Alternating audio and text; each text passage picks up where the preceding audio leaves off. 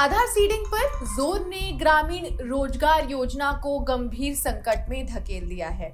जी हाँ, 34.8% से अधिक पंजीकृत श्रमिकों और 12% सक्रिय श्रमिकों ने नौकरियां खो दी है। लिपटेक इंडिया के अनुसार अप्रैल 2022 से 7.6 करोड़ जॉब कार्ड हटा दिए गए हैं।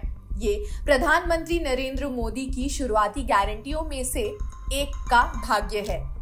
आइए जानते हैं इस वीडियो में इन 10 साल में कितनी योजनाएं उनकी सफल रही।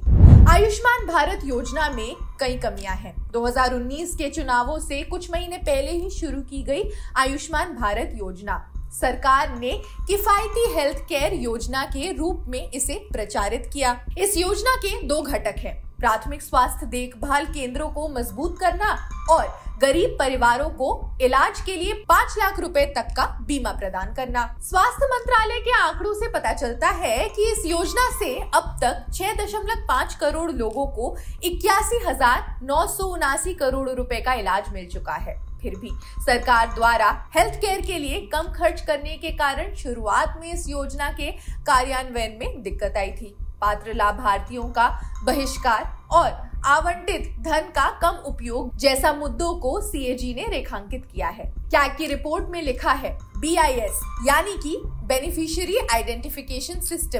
इस डेटाबेस के डेटा विश्लेषण से पता चलता है कि बड़ी संख्या में लाभार्थी एक ही या अमान्य मोबाइल नंबर पर पंजीकृत थे।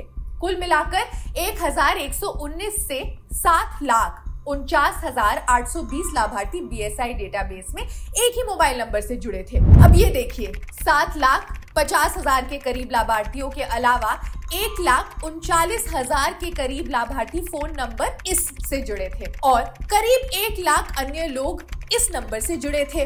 रिपोर्ट के अनुसार कम से कम 20 सेलफोन नंबर ऐसे भी थे जिनसे 10,001 से 50,000 लाभार्थी जुड़े हुए थे। 8 अगस्त 2023 को संसद में पेश किए गए आयुष्मान भारत योजना की बात कर रहे हैं हम। इसके बाद प्रधानमंत्री जन आरोग्य योजना के अनुसार कुछ EHCP निर्धारित मानकों और गुणवत्ता के मानदंडों को पूरा करने में ये योजना विफल रही। मानकों को पूरा करने में विफल रहने वाले EHCP 12 राज्यों और केंद्र शासित प्रदेशों यानी अंडमान और निकोबार द्वीप समूह, असम, बिहार, चंडीगढ़, गुजरात, हिमाचल प्रदेश, जम्मू कश्मीर, मणिपुर, नागालैंड, पुडुचेरी, त्रिपुरा और उत्तर प्रदेश में थे। चिकित्सा उपकरणों का खराब होना, बुनियादी ढांचे की कमी जैसे कि inpatient bed, operation theatre, ventilator support system के साथ गहन देखभाल, pharmacy, dialysis unit, blood bank, 24 घंटे एम्बुलेंस सेवाएं, ये सभी मानक हैं जिन पर मोदी सरकार को आगे आना था। ऑडिट रिपोर्ट में कहा गया इन सभी में कमियां थी।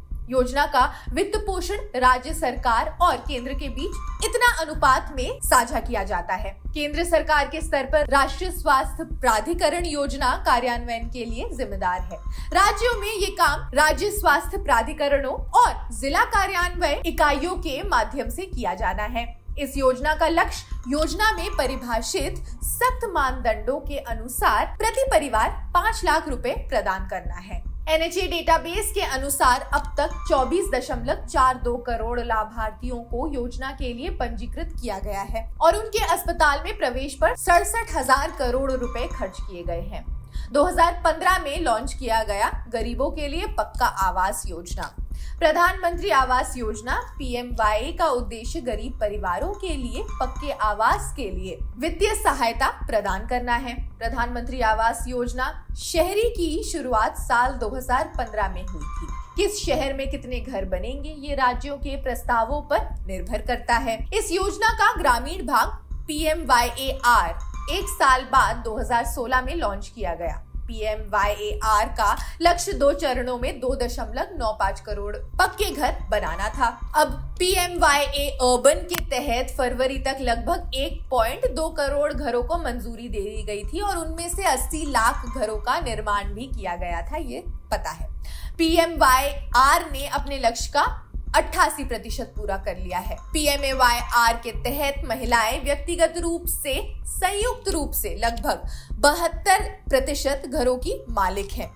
लेकिन एक बात है, NFHS 2019-21 की रिपोर्ट बताती है कि राष्ट्रीय स्तर पर यह आंकड़ा महज 43% है। 2016 अर्थव्यवस्था को झटका दिया गया। नोटबंदी, उच्च मूल्य वाले मुद्रा नोट यानी 500 और 1000 को सिस्टम से बाहर निकालने और एक और उच्च मूल्य वाले नोट यानी कि 2000 को इंट्रोड्यूस किया गया। अब इसको सरकार की सबसे बड़ी नीतिगत भूलों में से एक के रूप में देखा गया है। प्रधानमंत्री नरेंद्र मोदी द्वारा काले धन से निपटने के साधन के रूप में उठाया गया ये डीमोनेटाइजेशन का मुद्दा या ये एक कदम आर्थिक झटके का कारण बन गया, जिसका असर लंबे समय तक रहा। समर्थकों का कहना है कि नोटबंदी ने अर्थव्यवस्था के डिजिटलीकरण और औपचारिकरण को गति देने में मदद की है। वहीं अजीम प्रेमजी विश्वविद्यालय के शोधकर्ताओं की 2019 की रिपोर्ट के अनुसार विमुद्रीकरण के बाद की अवधि में 50 लाख नौकरियां चली गई है।